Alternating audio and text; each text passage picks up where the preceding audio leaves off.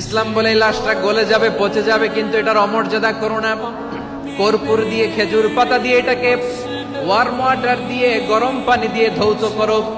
সাদা শুভ্র ধবধবে কাপড় দিয়ে লাশটাকে তুমি কাভার করো।